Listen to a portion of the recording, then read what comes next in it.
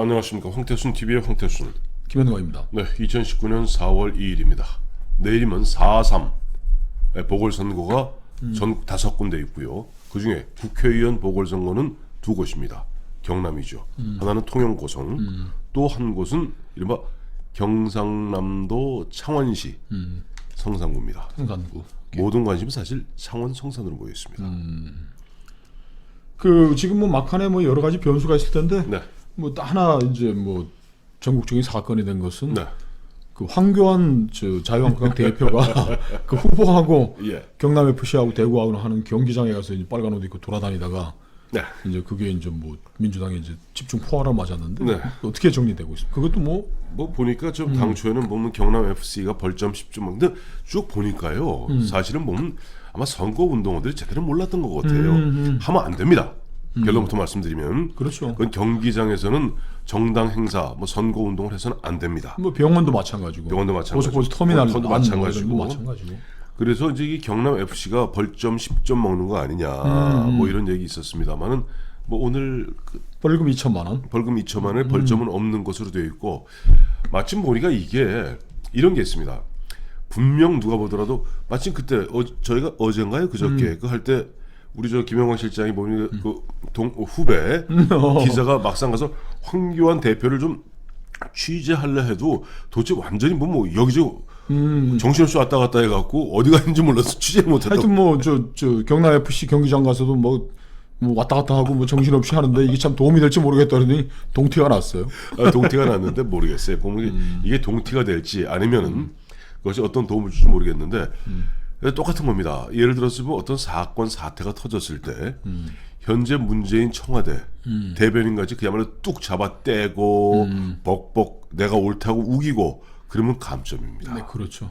근데 이번 같은 경우는 아마 그 자유한국당에서 나름대로 대응을 잘했어요. 보니까 굉장히 그 경남 FC에 대해서도 모두 사과의 이야기를 하고 그다음에 후보 측에서도 그야말로 잘못한 부분을 인정을 했습니다. 네. 그 바람에 아까도 말씀하신 바와 같이 전국적으로 이슈가 되어버리지 않았습니까? 결국 남는 건 뭐냐? 아, 황교안 대표 저기 열심히 뛰다가 보니까 동티가 났다. 정신없이 뛰고 있구나. 그 남는 거는 황교안 대표가 목숨 걸고 뛰고 있다는 그 기억만 남게 됩니다. 경남 선관위에서도 이제 뭐 민주당에서 거세게 항의를 하니까 네. 뭐 액션을 취했는데 행정 지도라고 그러는 게 제일 낮은 단계. 그럼요. 잘해라. 그리고 뭐 이쪽에서 뭐 들어갈 때도 뭐 선관위한테 문의를 받고 네.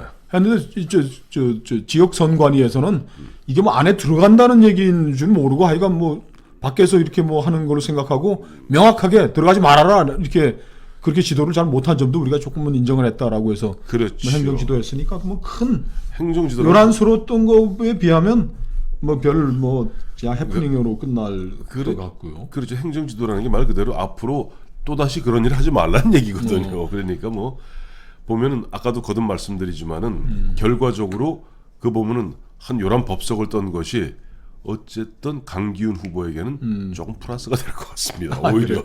저 오세훈 전 서울시장이 또 이제 지원 유세를 가가지고 네. 아니 뭐 저 정치자금 받고 뭐 저 돈 받아 먹고 자살했는데 그게 무슨 뭐 노회찬 정신을 개성한다라는 게 정의당 게 뭔 소리냐? 네. 니들이 지금 자숙해야 될 자지 지금 뭐 노회찬 뭐 정신 얘기할 때냐라고 들이박아서 또 뭐 이제 그 공격 당한 진영에서 이제 정의당 쪽에서 난리가 났죠. 뭐 난리가 났. 인간이 이길 포기했다 뭐 하고 뭐 이런까지 극한 반응을 보였는데 네. 뭐 바른 오 시장으로서는 뭐 바른 말은 한 거겠죠. 사실 이 보궐선거가 생기게 된 결정적인 이유가 노회찬 씨가 드루킹 쪽으로부터 돈을 4천인가 5천 받았잖아요. 받았다는 혐의 때문에 혐의고 본인이 인정하는 가운데 어떤 극단적 선택을 하게 되었고 마침 그러니까 이런 거예요. 보면은 이제 노회찬 의원이 이제 그 극단적 선택을 하고 이제 세상을 갖다 버리고 난 다음부터는 동정 여론이 있는 것 또한 사실입니다. 그런데 실제 그럼 그것이 원인이 무엇이었던가 하는 부분에 대해서 오세훈 전 서울시장은 나름대로 변호사 출신답게 탁 맥을 짚어준 거예요. 아니 지금 보면은 이정미 대표를 비롯해서 당신들 맨날 노회찬 정신 하는데 노회찬 정신이 뭐냐? 마침 또 보니까 뭐 나중에 조금 더 이따가 언급하겠습니다만은 민중당의 손석형 후보 같은 경우 그 얘기를 하고 있어요. 지난 2016년 총선 때 내가 사실은 페어플레이에서 노회찬한테 졌고 노회찬 열심히 도왔다. 그런데 이제 와서 똑같은 조건으로 후보 단일화 하자는데 정의당 너희들 거부하지 않았느냐. 그거는 뭐 일리가 있는 얘기를 계속. 그리고 자기가 지난번 경선에서 승복하고 네. 선거 운동을 적극적으로 도왔으니까. 네.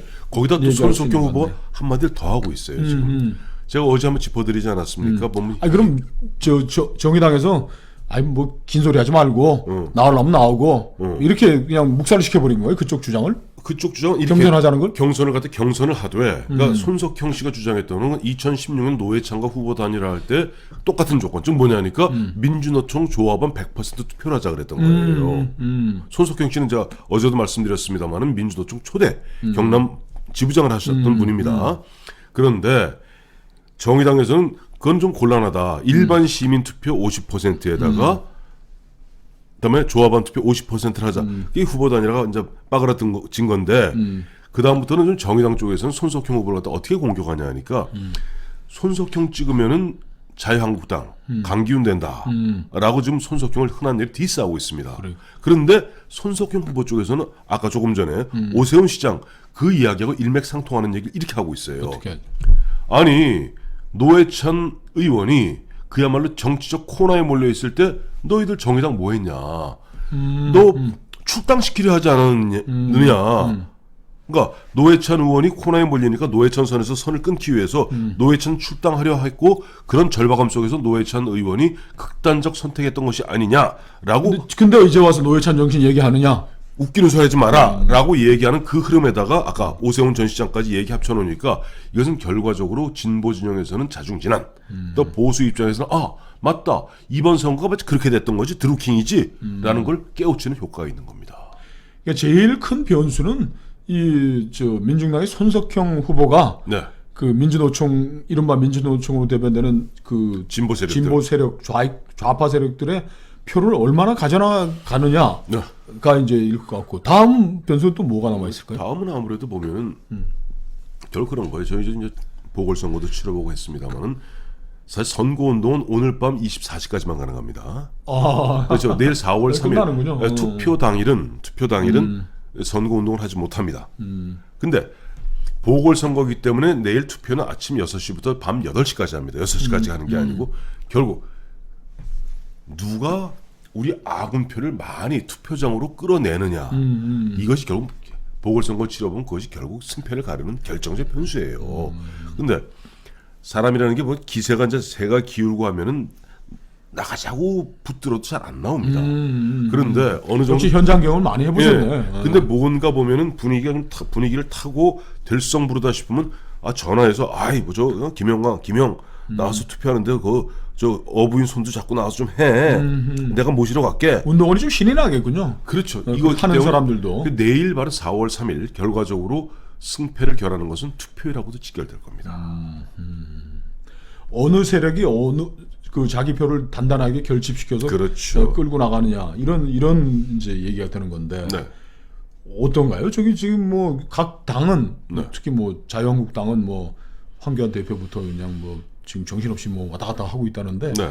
또 뭐 오세훈, 나경원 뭐 또 저쪽 진영에서는 뭐 이정미 뭐 또 예전에 저기 보면 누굽니까 부평에 뭐 홍영표 원내대표 뭐 쫙 몰려가고 있는데 또 전직 의원이었던 권영길 전 의원이라든가 천영세 어디 그런 그 좀 머리 굵은 사람들이 와서 이렇게 지원 유세해 주는 거는 선거 결과에 어떤 영향이 있나요?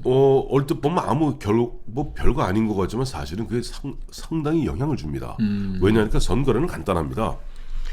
우리 편은 많이 나오게 하고 상대편은 못 나오게 하고 마음이 왔다 갔다 하는 사람은 우리 편을 끌어내서 도장을 찍게 만들면 되는 거예요. 근데 가운데 왔다 갔다 하는 이른바 스윙 보터라고 그러죠. 좀 이랬다 저랬다 마음이 왔다 갔다 하는 사람 입장에서는 새를 보게 됩니다. 그걸 흔히 우리 이 선거 학에서는 밴드웨건 시어리라고 그래요. 편승 효과라고 그러죠. 자, 저쪽에서 보니까 이제 황교안 대표가 나와서 그야말로 상주하고 있고 나경원 그다음에 스타들 아니에요. 오세훈 또 김태호 전 경남지사 나와서 욱석욱석하면 야 되는 거 아니야? 그러면 중간에 스윙 보터들이 움직이게 됩니다.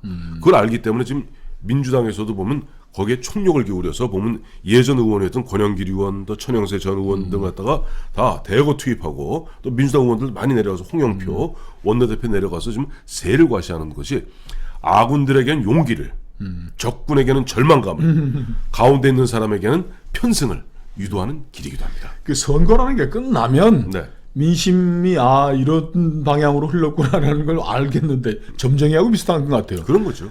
지나온 얘기는 뭐 쉽게 얘기하지만 또 앞밀은 알기 어렵고 네.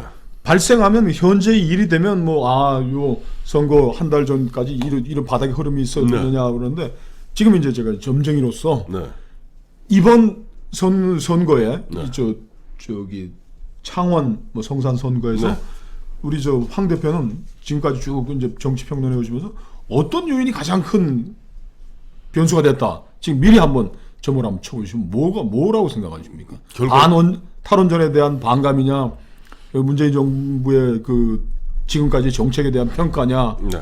아니면 지역 누굽니까 경남에서 잡혀간 그 친구에 대한 사람들의 마음 동정이냐 잘 됐다는 거냐 어떤 걸 하나 꼽으시고 딱 똑같습니다. 만고불변의 철칙이 있습니다. 선거에는 stupid, it's economy.